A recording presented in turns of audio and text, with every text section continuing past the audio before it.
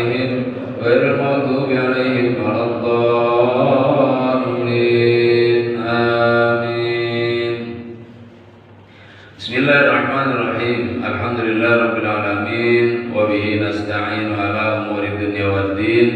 Wassalatu wassalamu ala asyrafil anbiya'i wal mursalin sayyidina wa maulana Muhammadin wa ala alihi wa ashabihi ajma'in.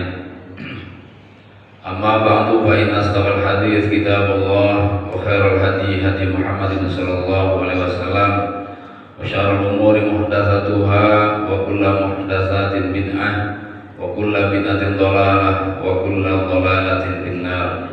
Wa kama qala Rasulullah sallallahu alaihi wasallam. Bapak dan saudara rahimakumullah, pagi ini kita wajib bersyukur kepada Allah Subhanahu wa taala. Alhamdulillah kita diberikannya kenikmatan ibadah. Sama-sama kita bisa taklim yang diawali dengan salat subuh berjamaah, zikir, dan tentu ada lainnya yakni silaturahim dan lain-lain. Semoga ibadah kita, rangkaian ibadah di pagi ini juga diterima oleh Allah Subhanahu wa taala. Amin. Salawat dan salam semoga Allah aturkan kepada junjungan kita Nabi besar Muhammad sallallahu alaihi wasallam, para keluarga, para sahabat, para dzurriyyah, dan para pengamal sunnahnya hingga kita semua. Pada pembahasan kali ini kita akan coba lanjutkan pasal sujud sahwi dan sujud tilawah serta sujud syukur, di mana salah satunya ada kaitannya dengan sholat. Sujud tilawah dan sujud sahwi ada kaitannya dengan sholat. Kalau sujud syukur tidak ada kaitannya dengan sholat. Tapi sebelumnya saya mau bertanya, apakah bab ini sudah disampaikan atau belum? Belum ya, baik. Yang pertama mengenai sujud sahwi. Secara bahasa sahwi itu dari kata saha yashi yashu sahwan begitu. Saha yashu sahwan maknanya lupa, artinya lupa. Ada dua makna lupa itu, yang keduanya nasia yansa nasyan, maknanya juga lupa. Nah, kenapa disebut sujud sahwi? Karena sujud ini diamalkan ketika kita mengalami lupa dalam sholat. Bukan lupa karena tidak khusyuk. Bisa jadi Pak, lupa itu karena khusyuk. Jadi kita jangan dulu menyangka ada orang lupa karena khayalannya, pikirannya kemana-mana. Dalam hal ini adalah dunia. Tidak. Kalau begitu kita sudah menyangka Nabi mengalami hal seperti itu. Nabi gak pernah mengalami lupa kepada Allah, apalagi saat sholat. Orang saat tidur saja ingat Allah, apalagi saat sholat. Kata si Sayyidah Aisyah ketika bertanya kepada beliau, engkau ini ibadah kayak orang kebanyakan dosa, bukankah segala dosa sudah diampuni, baik yang lalu maupun yang akan datang? Karena itu katanya, kata Rasul, Aisyah, apakah aku tidak boleh menjadi hamba yang bersyukur? Jadi ibadahnya Nabi karena syukur, bukan karena ingin surga atau karena takut neraka. Ini tahapan ibadah yang pertama. Nah lalu kapan tidurnya engkau ya Rasul? Mataku tidur Aisyah, gitu kata beliau, tapi hatiku tidak pernah tidur. Jadi saat tidur saja hati Nabi hidup. Artinya hidup ingat kepada Allah. Jadi kalau begitu saat sholat kok Nabi pernah bukan satu rakaat, bukan satu rukun, dua rakaat tidak dikerjakan. Ya, dua rakaat tidak dikerjakan. Di antaranya ada hadis yang diriwayatkan oleh Imam Bukhari dan juga Imam Muslim, Pak. Hadis ini sangat sahih karena yang meriwayatkan dari sahabatnya juga sahabat Abi Hurairah radhiyallahu anhu. Kata beliau, "Shalla bina Rasulullah sallallahu alaihi wasallam ihda salatayil asyi imma dzhur wa imma asr." Ini karena lupa nih. Sholat suatu ketika Rasul bersama kami bersama Rasul sholat di salah satu dua sholat sore, kalau tidak zuhur asar. Nah ini yang lupa perawinya atau yang lupa Abi Hurairahnya, saya juga belum meneliti, Pak. Yang jelas kalimatnya zuhur apa asar ya, kayak gitu. Antara zuhur asar berarti kan lupa tuh. Apakah Imam Bukharinya atau Abi Hurairahnya? Yang jelas sholat asar dan sholat zuhur sama dalam bilangan rakaatnya. Nah, suatu ketika kata sahabat Abi Hurairah, kami sholat bersama Nabi, entah itu zuhur atau asar tuh, katanya begitu. Fasallama fi raka'ataini. Kemudian setelah dapat 2 rakaat Nabi salam. Summa ata jid'an fi qiblatil masjid. Kemudian beliau menyandar menyandar ke tembok di dinding kiblat masjid. Wastanada ilaiha mutiban. Kemudian beliau bersandar di tembok seperti orang yang sedang marah. Karena Nabi dalam hal ini kalau marah pasti ke musuh, Pak. Ke ini enggak, ke ke sesama muslim enggak, sahabat enggak. Seperti orang marah, sehingga di antara para sahabat tidak berani mendekat, Pak. Ya, wakil qaumi Abu Bakrin wa Umar. Di antara jamaah itu ada Abu Bakar dan Umar, apalagi beliau yang sangat takzim kepada Nabi. Jadi mereka ini kalau ngaji bersama Nabi ini berhadapan-hadapan dekat, itu nggak berani melihat muka Nabi. Nggak beraninya karena berwibawa, Pak. Kayak model raja oleh hamba, nggak berani melihat mukanya. Paling kamu dari mana, tetap aja nunduk kepalanya. Dan itu di kalangan pesantren, anak-anak pesantren begitu, Pak. Kalau kiainya menerapkan akhlak seperti ini, ya bahkan lagi di jalan nih, di jalan begitu lah lorong, banyak santri, kiai lewat, udah diem aja nunduk kepalanya kayak patung, kiai jalan. Itu yang menerapkan akhlak di pesantren. Cuman hampir hilang nih akhlak seperti ini, karena pesantren sekarang umumnya menerapkan prinsip atau metode modern itu yang diunggulkan adalah kognitifnya atau akalnya, ya. Hafid berapa, terus apalagi ya sudah ngaji apa, hatam berapa kali dan seterusnya. Jadi hampir mulai hilang, apalagi pesantren-pesantren modern. Nah, karena orang-orang yang berwibawa dalam hal ilmu, Pak, beda dengan wibawa karena harta atau karena jabatan. Kita takzim kepada orang berilmu itu berpahala, Pak. Berpahala karena menafsirkan atau menganalogikan, merasakan bahwa orang tersebut adalah ahli waris Nabi. Ya, kan ada sabda Nabi, al ulama warasatul anbiya. Jadi para ulama itu adalah ahli warisnya para nabi. Sehingga dirasakan hak Nabi hadir pada diri ulama itu. Apakah ilmunya ataukah akhlaknya dan lain-lainnya. Sehingga salaman pun ya ada yang cium tangannya bolak-balik. Kalau habis makan nggak habis, berebut santri menghabiskannya, dan minumnya juga demikian. Karena apa yang anugerahkan Allah kepada mereka, ya diantaranya adalah makanan orang-orang beriman itu, makanan orang-orang soleh itu mengandung keberkahan. Maka siapa sangka bisa jadi pada minuman yang tersisa itu dari para ulama itu ada keberkahan. Maka pantas kalau mereka juga berebut.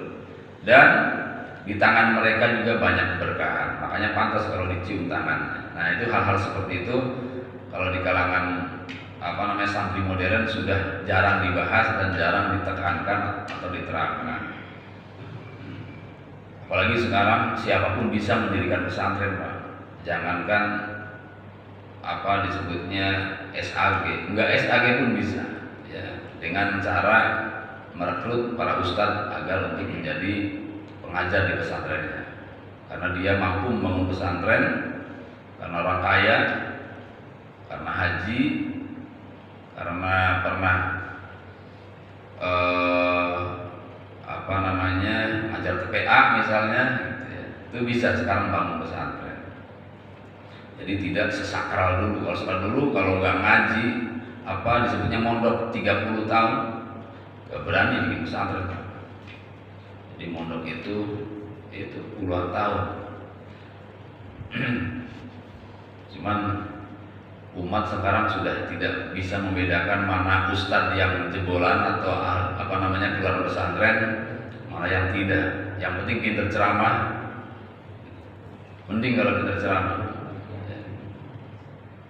Kadang sekedar bisa memimpin tahlil itu sudah dilabelkan ustadz. Kalau di kampung sangat berat, apalagi di Mesir, Pak. Selevel Habib Husain itu, Al-Hamid itu dipanggil ustadz udah keren, Pak.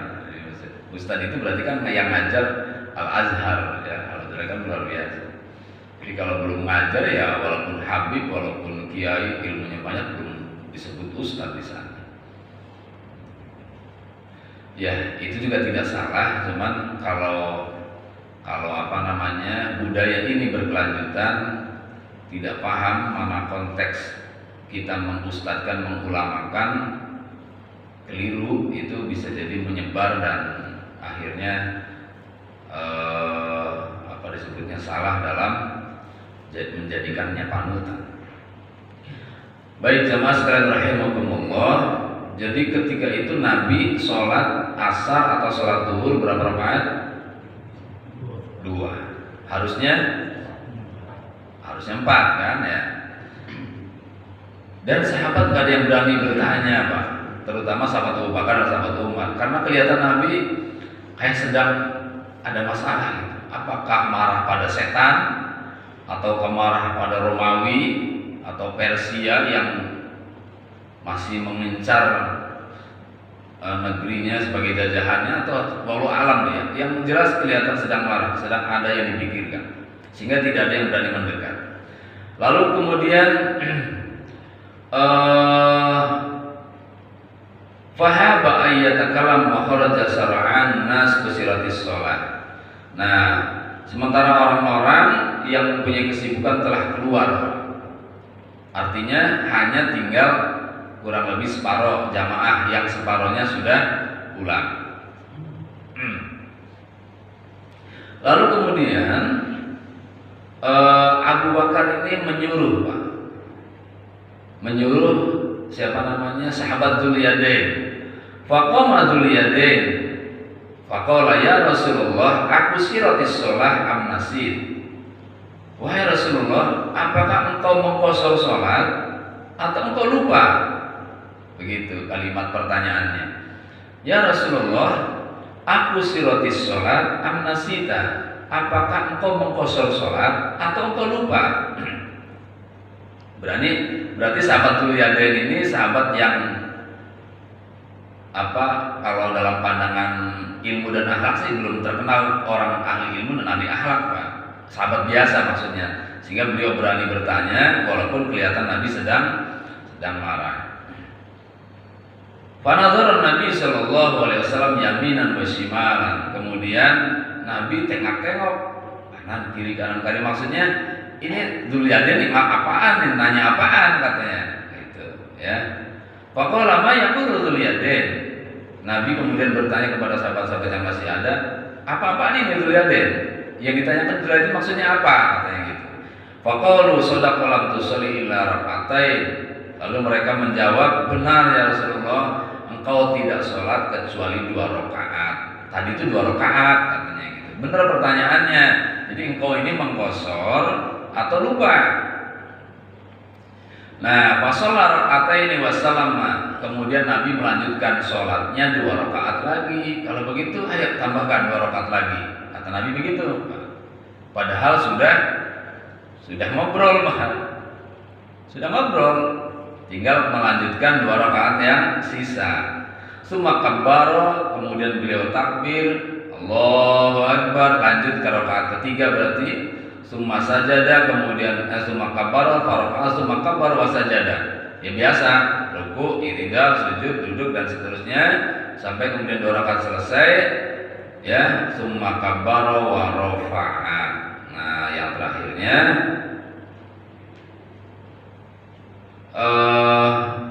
kemudian takbir dan kemudian beliau mengangkat kepalanya. Maksudnya begini, Pak.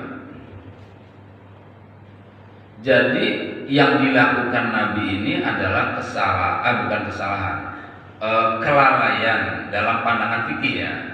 Bukan menilai Nabi salah, tapi apabila kita melakukan kelalaian dalam sholat atau melakukan pembatalan yang sifatnya gerakan atau bacaan yang kemudian tahu bahwa itu batal, maka kita dianjurkan untuk melakukan sujud sahwi.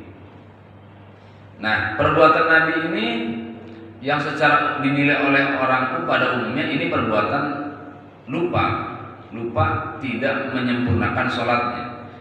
Jadi ada kemungkinan 2, kita bisa lupa nambah rakaat, bisa lupa kurang rakaat.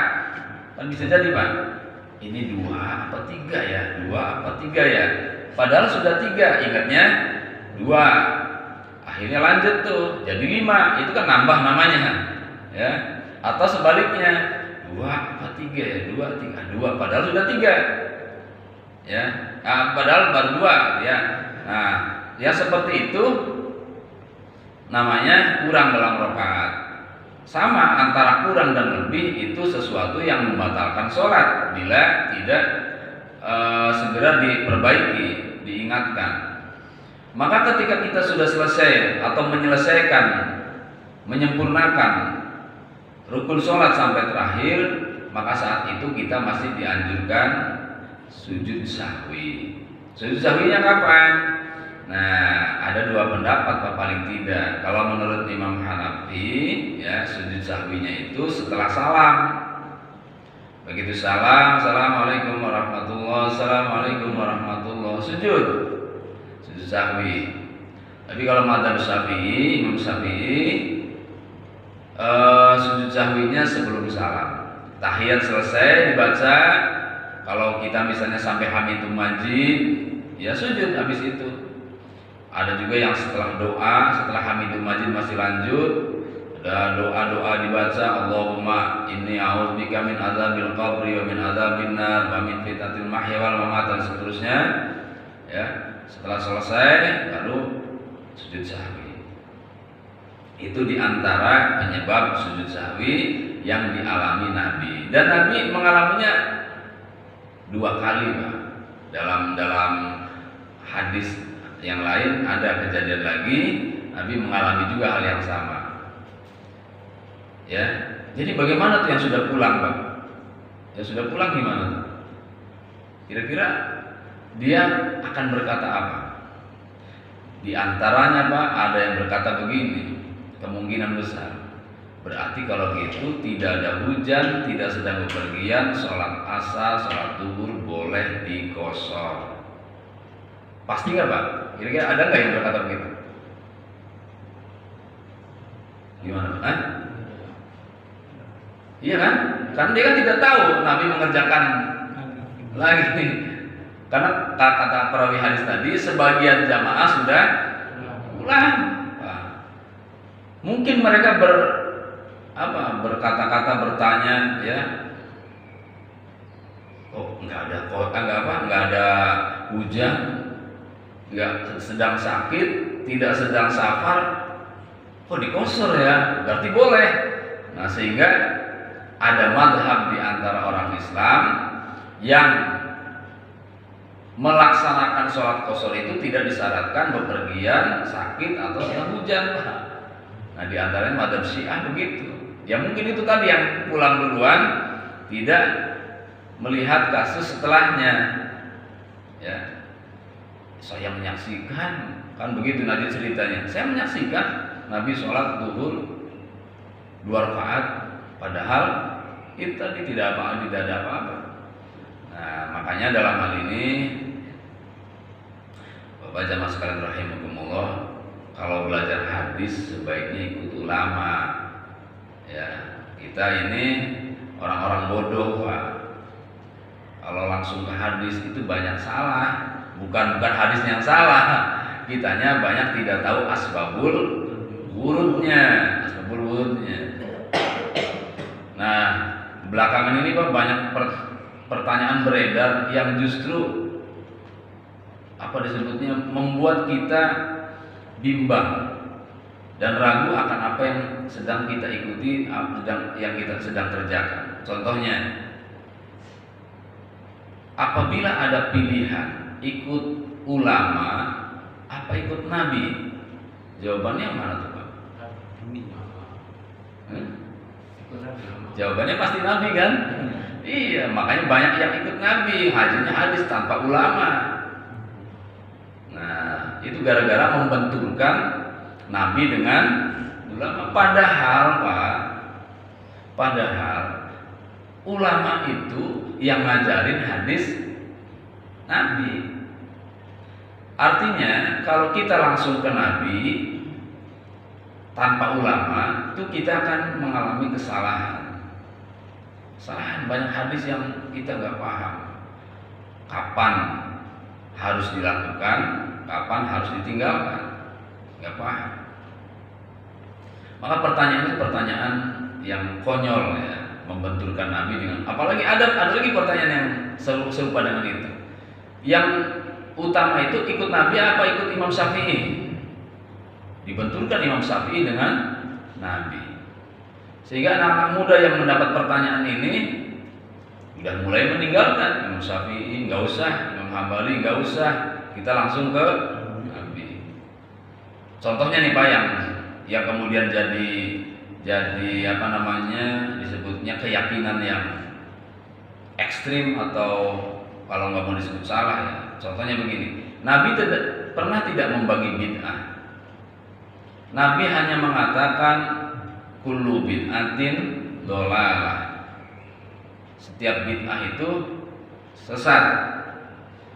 Setiap bid'ah sesat, Pak. Jadi Nabi tidak pernah membagi bid'ah itu ada dolalah, ada hasanah. Nah, tiba-tiba Imam Syafi'i membagi bid'ah sampai pada 5, Pak. Ada bid'ah wajibah, bid'ah mahrumah, bid'ah mandubah dan lain-lain. Ya, haram, wajib, sunnah, makruh, mubah, bid'ah menurut beliau. Kalau pertanyaannya ikut Nabi atau ikut Imam Syafi'i? Nah, kita di situ bingung Pak. Kalau nggak benar-benar ngaji, ya. Jawabannya kalau saya ikut Imam Syafi'i, Pak. Ya, karena beliau yang paham dengan sabda Nabi tanpa menafikan atau berprasangka buruk bahwa Imam Syafi'i menentang Nabi. Begitu cara memahaminya. Ya. Nah, sehingga orang-orang yang tadi yang keluar dari masjid duluan menyangka sholat asar, sholat zuhur boleh dikosor tanpa harus ada syarat-syarat. Nah, itu salah satu penyebabnya. Nah, makanya pernah juga nih diriwayatkan oleh Imam Ibnu Mas'ud dalam kasus yang berbeda. Anna Rasulullah sallallahu alaihi wasallam sholat zuhur khamsan. Rasulullah pernah sholat zuhur 5 rakaat. Faqila lahu azida bis shalah, dikatakan kepada beliau, apakah kau menambah sholat ya Rasulullah? Faqala, wa madzaka, apaan ini? Kalian nanya apaan katanya? Qala sholaita khamsan. Kata Ibnu Mas'ud, engkau sholat 5 rakaat. Wah, 5 rakaat kata Nabi. Lalu takbir lagi Nabi setelah itu. Fasajada sajdatain ba'da masalam. Kemudian Nabi sujud 2 kali ya setelah beliau melakukan salam. Makanya Imam Abu Hanifah mengatakan berpendapat sujud sahwi itu setelah salam, Pak. Nah, kalau kita bagaimana? Kita tergantung ininya, Pak. Apa namanya? Konteksnya. Artinya apa maksudnya? Kalau kita ingat sebelum salam, ya sujud sahwinya sebelum salam. Kalau lupa mau sujud sahwi tiba-tiba terburu salam, ya nggak apa-apa sujud sahwi lagi setelah salam. Begitu solusinya. Jadi menggabungkan 2 pendapat yang mana kita melakukannya ada pegangannya semua. Ya mau sujud sahwi kalau lupa, masih ada waktunya, Pak. Lakukan setelah salam. Udah habis itu ya mau salam lagi nggak apa-apa, tidak juga nggak apa-apa, kan rukun sujud sahwi tidak harus pakai salam.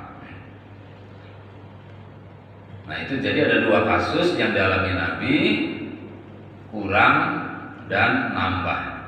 Nah kembali ke permasalahan awal tadi Bapak dan jamaah sekalian rahimakumullah, bahwa lupa itu bukan karena tidak khusyuk. Justru Nabi bisa jadi sedang khusyuk sholatnya, karena sedang khusyuk nikmat lupa akan rokaatnya, begitu ya. Kalau kita umumnya kalau lupa itu bukan karena khusyuk, tapi karena ambiar, pikirannya kemana-mana, ya pusing mikirin hutang lah, mikirin cicilan lah dan lain-lain, ya. Belum lagi bininya ngambekan, jadi akhirnya membuat sholatnya tidak khusyuk. Itu salah satunya. Jadi karena berkurang atau karena bertambah rakaatnya, ya. Atau karena ragu, Pak. Karena ragu. Yang tadi makanya Nabi bersabda begini, "Idza syakka ahadukum fi sholati falam yadrik." Ketika seseorang lupa akan rakaat sholatnya,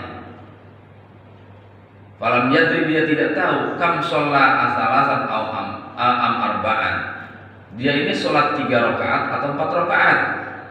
Fal yatrahisyak wal yabni ala maytais alamas taikona. Maka kata Nabi, tinggalkan itu ragu, ambil yang yakin. Summa yasjud sajdataini, kemudian sujudlah 2 kali. Ini maksudnya sujud sahwi ya, qabla ayyusallima, tuh sebelum salam. Ini hadis ini sebelum salam, Pak. Jadi ada 2 hadis, yang pertama mengatakan setelah salam, yang kedua mengatakan sebelum salam. Yang setelah salam ini diikuti oleh Imam Hanafi diantaranya, yang setelah salam yang sebelum salam diantaranya diikuti oleh Imam Syafi'i, sama-sama kuat. Nah, jadi kata Nabi, apabila kamu lupa, kamu ragu ketika sholat ini sudah dapat 2 apa 3, kata Nabi tinggalkan yang ragu, ambil yang yakin. Coba Bapak nih, sholat semuanya 4, ya, sholat semuanya 4 nih, 4 rakaat. Ketika dapat 2, ketika dapat 3, nih dapat 3 nih, Bapak ragu nih, dapat 2 apa 3 ya? Kalau 3 berarti saya 1 lagi, kalau 2 berarti 2 lagi. Yang ragu itu sebetulnya yang mana sih, Pak? Yang 2 apa yang 3? Saya 2 apa 3 ya? Kira-kira yang ragu yang mana aslinya? Nah, yang 3, Pak. 2 pasti yakin, Bapak. Iya kan? Yang 2 yang ragu. Yang 3, maaf, yang 3 yang ragu. Maka kalau kata Nabi, tinggalkan yang ragu, ambil yang yakin, gitu prinsipnya. Jadi kalau begitu yang yakin mana? Yang 2, ambil yang 2, maka 2 lagi, gitu maksudnya ya. Jadi kaidahnya tinggalkan yang ragu, ambil yang yakin ya. Kemudian Nabi juga pernah bersabda, idza saha ahadukum fi sholati falam yadri wahidatan sholat al-itsnain falyabin ala wahidah. Ini harusnya sama. Kalau kamu sholat lalu ada ragu sudah dapat satu apa dua, maka ambil yang satu, buang yang dua, karena yang satu pasti yakin, yang dua itulah yang ragu. Gitu. Sama kalau nanti di akhir sujud sahwi. Ya. Jadi sujud sahwi itu kalau begitu di antaranya lagi adalah karena sebab ragu. Ya, yang kedua, yang berikutnya adalah karena dia tidak melakukan sunnah ab'ad. Dalam sholat kan ada dua sunnah, ada sunnah hayat, ada sunnah ab'ad. Sunnah ab'ad dalam sholat itu diantaranya adalah duduk tahiyat awal dan doa kunut ketika sholat subuh menurut madzhab Syafi'i. Kalau lupa kunut, lupa tahiyat awal itu tidak membatalkan sholat, tetapi masih dianjurkan untuk mengerjakan sujud sahwi. Bahkan kata madzhab Syafi'i disengaja meninggalkannya pun tidak mengapa, tapi hendaknya diganti dengan sujud sahwi. Lalu bagaimana kalimatnya sujud sahwi itu? Kalimatnya apa? Sama saja dengan sujud sholat biasa. Subhana rabbiyal a'la, subhana rabbiyal a'la, subhana rabbiyal a'la, atau subhana rabbiyal a'la wa bihamdi, subhana rabbiyal a'la wa bihamdi, subhana rabbiyal a'la wa bihamdi. Adapun ada ulama yang menganjurkan baca subhana man la yanamu wa la yasbu, itu tidak ada dari nabinya aslinya kalimat itu, tapi tidak mengapa karena itu ada kalimat tasbih dan apa disebutnya sangat tepat kalimat ini berkaitan dengan lupa. Ya Allah, Engkau maha suci dari lupa, itu maknanya subhana man la yanamu wa la yasu. Maha suci zat yang tidak pernah tidur dan tidak pernah lupa. Itu maknanya kalimat subhana man la yanamu wa la yasu. Jadi sehingga Bapak gak usah ragu. Kalimatnya boleh subhana rabbiyal a'la, boleh juga subhana man la yanamu wa la yasbu. Ya. Saya kadang yang mana aja. Saya apalin subhana rabbiyal a'la. Apa-apa.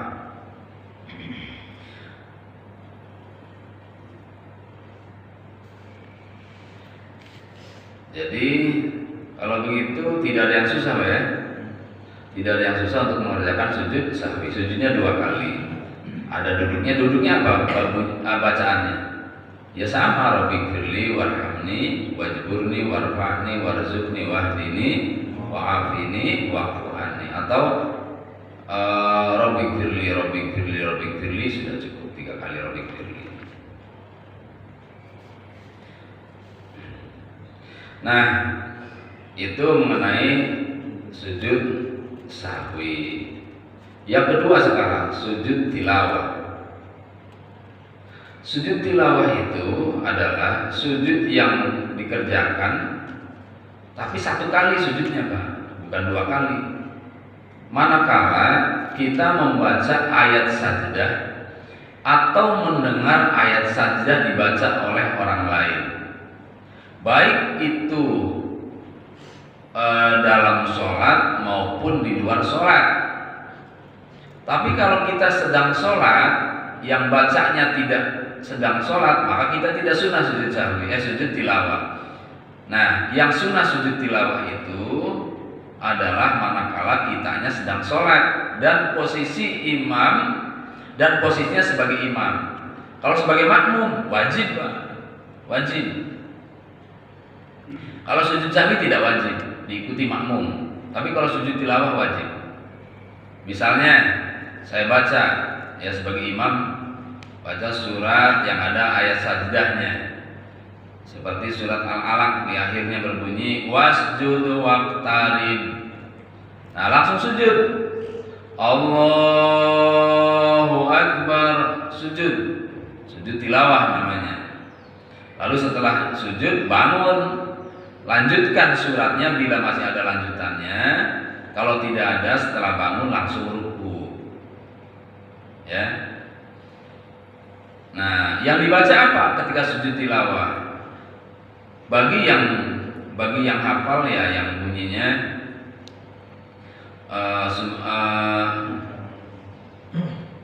gimana? Sajada wajhiya lilladzi khalaqahu wa sawwarahu wa syaqqa sam'ahu wa basarahu bihaulihi wa quwwatihi fatabarakallahu ahsanul khaliqin. Kalau yang belum bisa, dan itu juga diajarkan Nabi, kayak tadi saja subhana rabbil a'la, subhana rabbil a'la, subhana rabbil a'la, enggak apa-apa. Iya. Bahkan subhanallah, subhanallah, subhanallah juga sah. Yang penting ada tasbihnya, Pak. Atau subhanakallahumma bihamdika asyhadu an la ilaha illa anta, itu juga boleh, ya. Yang kalau di antara takbir itu tuh, takbir salat Id apa bunyinya?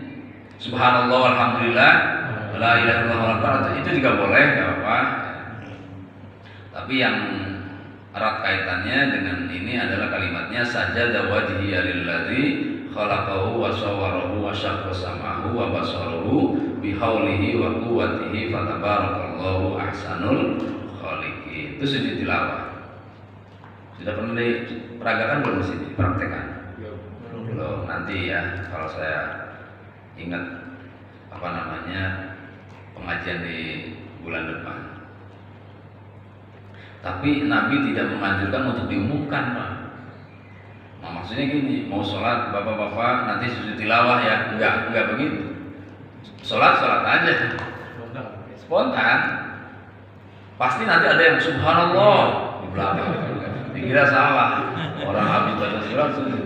Iya. Dan yang ironis, Pak, yang lucu, yang saya tidak menyangka gitu, terjadi juga. Saya ngajar habis maghrib bab ini di masjid sana At-Taqwa tuh, Pak, di gang masjid yang dulu Kiai Burhan.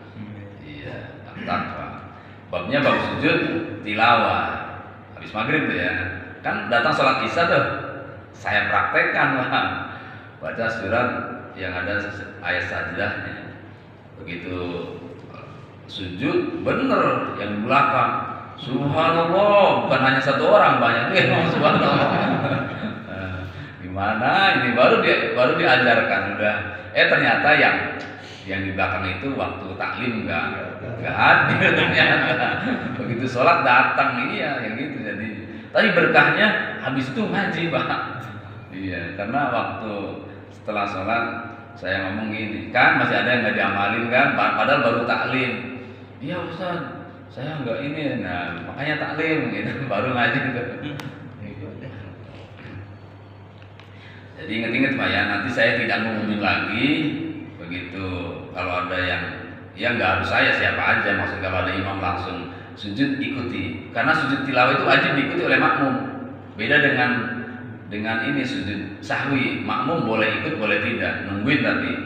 Karena makmum kan tidak punya kasus salah dalam sholat ketika sujud sahwi, terutama makmumnya makmum masbuk. Ya. Nah, sujud sahwi tidak wajib diikuti, tapi kalau sujud tilawah wajib ikuti. Jadi penyebabnya karena memang hanya satu, yaitu membaca ayat sajdah. Ayat sajdah itu ayat yang ada sujud, perintah sujudnya, ya. Ya, hadisnya banyak, ini menandakan bahwa Nabi mengamalkannya sesering itu. Nah, adapun ayat-ayat yang diteliti oleh ulama, di antaranya lebih dari 10 ayat dalam Al-Quran itu yang mengandung ayat sajdah. Ada dalam surat Al-A'raf ayat 206, ya. Ada dalam surat Ar-Ra'd ayat 15, ada surat An-Nahl ayat 50, Al-Isra 107 dan seterusnya. Lebih dari 10 ayat, bahkan di sini dicantumkan ada 15 ayat termasuk surat Al-Alaq ayat terakhir, ya. Kalla la tuti'hu wasjudu waqtarib. Cuman dalam hal ini kan habis, Pak, ayatnya. Habis. Maka ketika berdiri lagi, maka boleh menyambungkan dengan surat setelahnya atau ditambahkan surat yang pendek lah, misalnya kulhu. Bismillah, begitu takbir, begitu bangun, ya, tambahin surat Al-Ikhlas. Atau mau langsung ruku juga nggak apa-apa. Nah, adapun syaratan rukunnya, Pak, sama saja sama saja di luar sholat maupun di dalam sholat.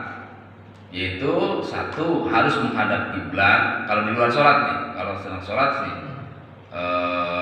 sudah pasti ya sedang menghadap kiblat. Yang kedua, suci dari hadas. Yang ketiga, menutup aurat. Ya. Yang keempatnya, ya sujud. Adapun salamnya tidak wajib. Salamnya juga wajib, maaf. Kalau di luar sholat tapi ya, di luar sholat pakai salam. Assalamualaikum warahmatullahi wabarakatuh. Begitu. Jadi kalau kita sedang tadarus, mendengar atau membaca ayat saja, langsung taruh Qurannya, sujud. Sujudnya berapa kali? Satu kali, ya. Habis itu salam. Ketika mau sujud ya takbir, Allahu Akbar. Nggak usah ngangkat tangan, nggak usah begini, nggak usah. Langsung dia taruh, lalu sujud. Ya. Kalau tidak sujud maka ada kesunahan alternatif, yaitu membaca apa? Subhanallah, alhamdulillah, wala ilaha illallah, wallahu akbar 3 kali, Pak. 3 kali. Kalau di luar sholat, maksudnya di luar sholat kita baca ayat nih, Subhanallah, alhamdulillah, wala ilaha illallah, wallahu akbar, Subhanallah, alhamdulillah, wala ilaha illallah, wallahu akbar 3 kali. Saya belum tahu alasannya tuh di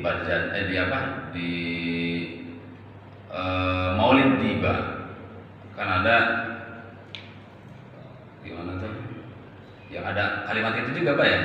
Sebelumnya ada kalimat apa gitu? Itu 4 kali tuh. Nggak tahu alasan 4 kali kenapa, apa salah tulis, apa memang dari pengarangnya begitu. Tapi saya baca di kitab Maulid Tibanya Habib Umar bin Hafid itu 3 kali.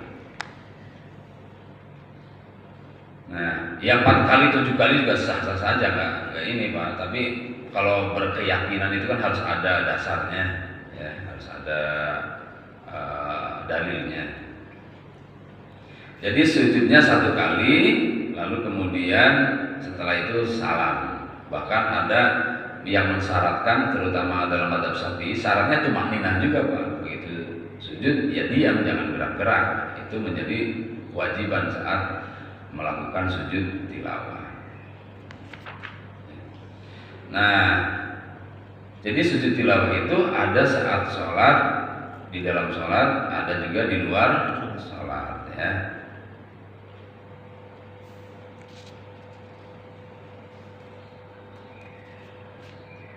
Yang terakhir, sujud syukur. Sujud syukur itu adalah sujud 1 kali di luar sholat, sama dengan sujud tilawah. Karena memperoleh nikmat secara tiba-tiba, atau karena terhindar dari malapetaka, musibah, atau karena terjadinya bencana yang menimpa orang-orang yang membuat kerusakan pada agama dan atau orang lain. Nah, orang lain pada tertimpa reruntuhan misalnya, nah kita selamat, tuh sujud syukur. Orang-orang nggak pada dapat door prize misalnya, tiba-tiba Bapak dapat. Door prize-nya kan umroh, kan lumayan tuh. Iya, door prize-nya nggak tanggung-tanggung, umroh. Sujud syukur, Pak. Atau lagi menanti datangnya seorang anak lahir, itu lahir normal, sehat, ya, cantik, ganteng, udah wajib kita mensyukuri pada Allah. Wajib minimal alhamdulillah, disunahkan dengan melakukan sujud syukur. Sujudnya 1 kali, ya.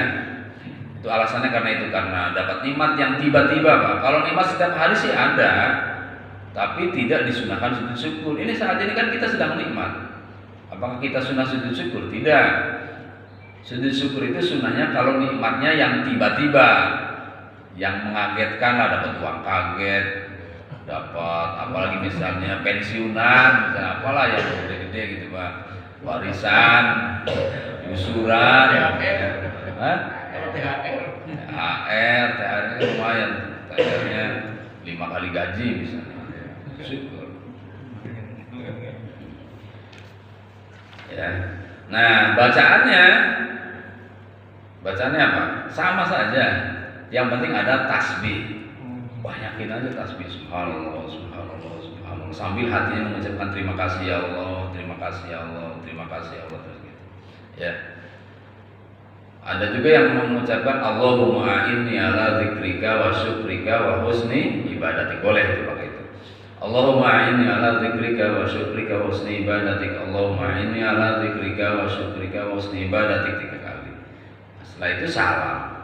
Syaratnya sama, menghadap kiblat, suci dari hadas, suci dari najis, menutup aurat, lalu setelah itu salam.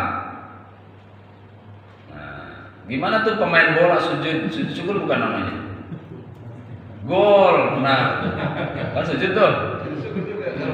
Sujud syukur bukan itu, Pak? Iya, sujud syukur bukan namanya.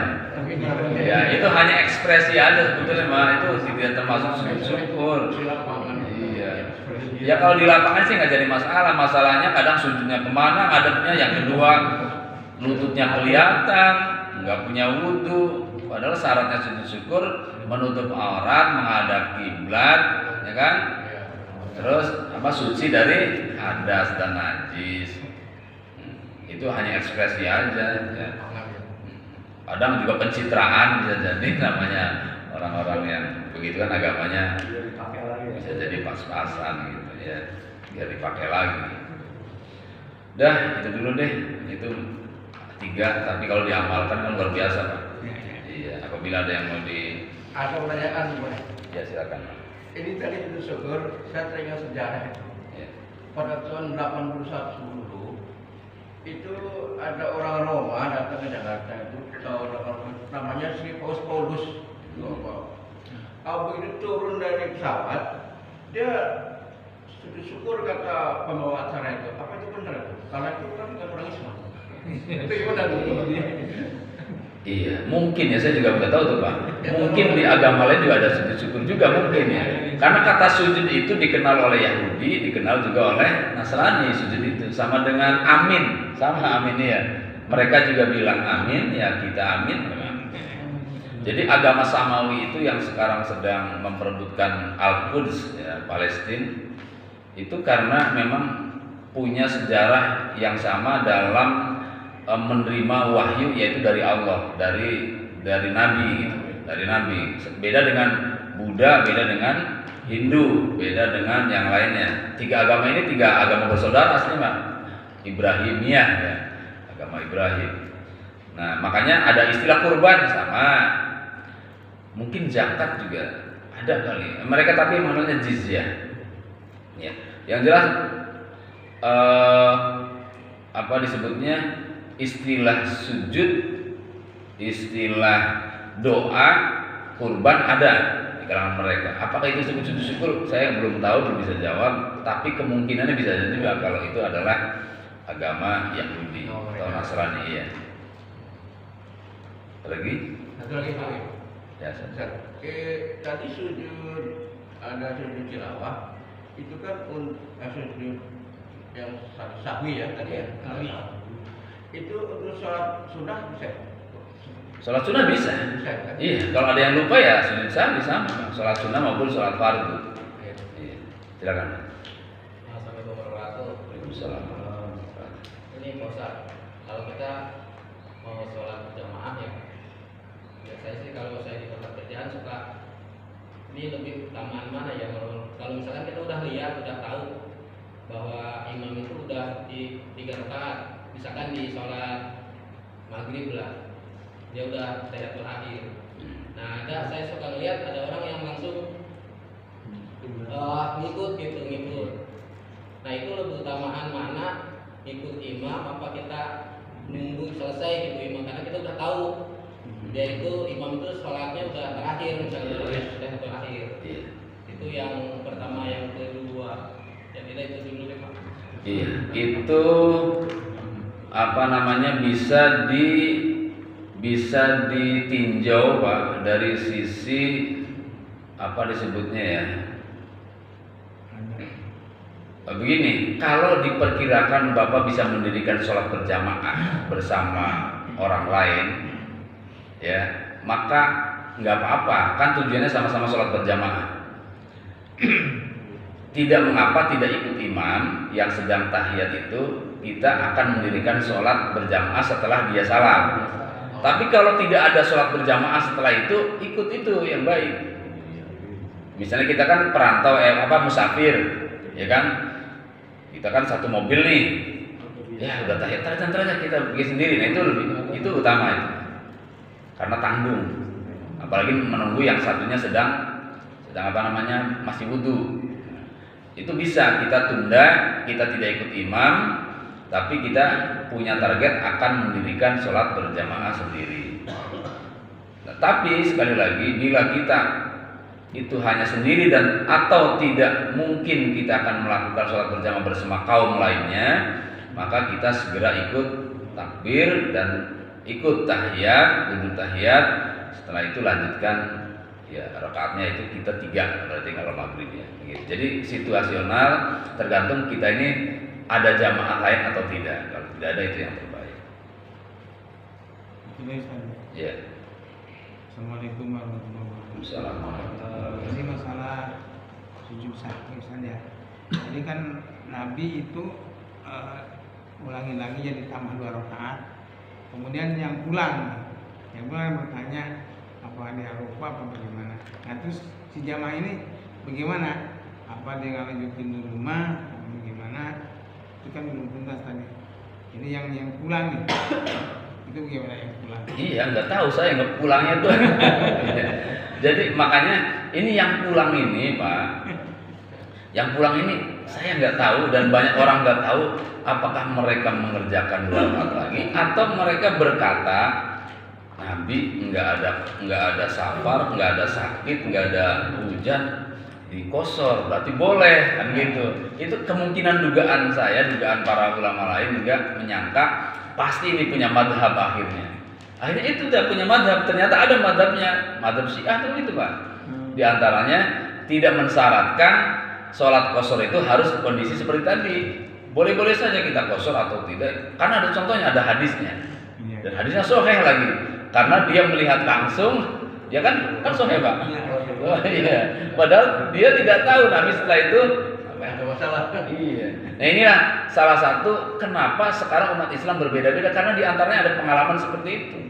Ada yang pengalaman salah menafsirkan, ada yang pengalaman karena itu tadi situasi setelah Nabi salah dia pulang, nggak tahu memperbaikinya Nabi. Itulah penyebabnya kenapa umat Islam sampai sekarang menjadi 73 golongan. Termasuk nikah mut'ah Pak.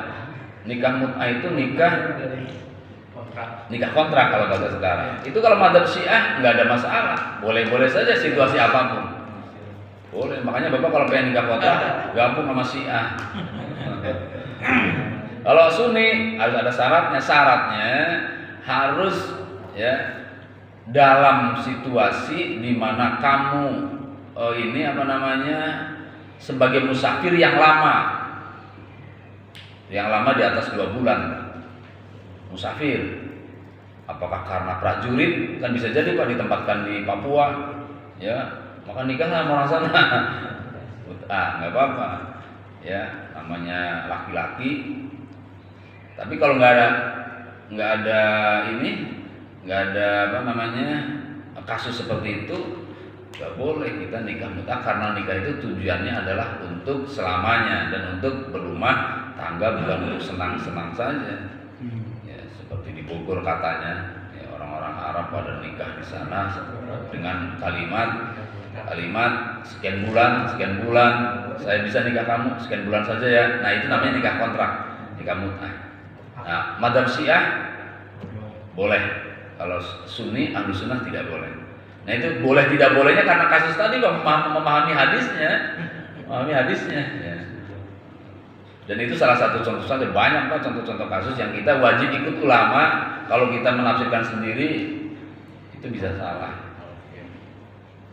Lagi? Ya silakan.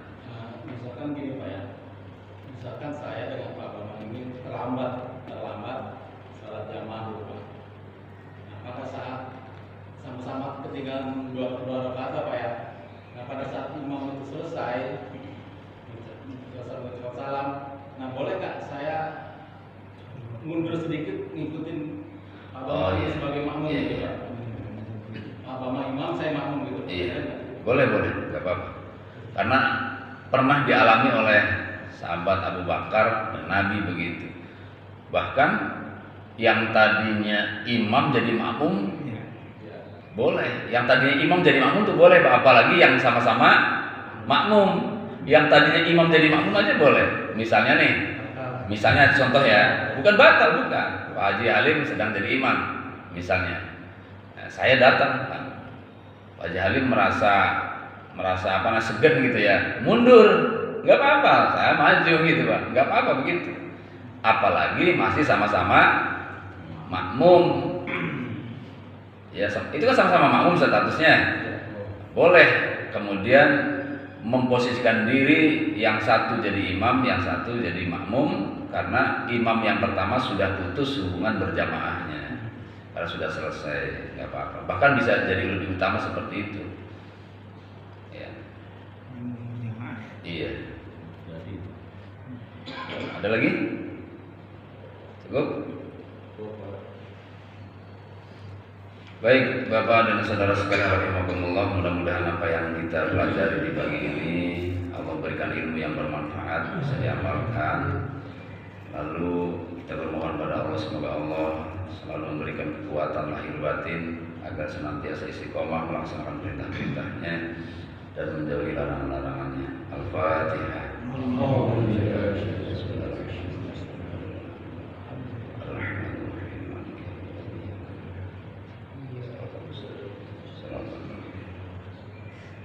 Bismillahirrahmanirrahim. Alhamdulillahirabbil alamin. Wassalatu wassalamu ala sayyidina wa maulana Muhammadin wa ala alihi wa sahbihi ajmain. Allahumma wafiq imanana bi taufiq wa inna bi ta'yidik.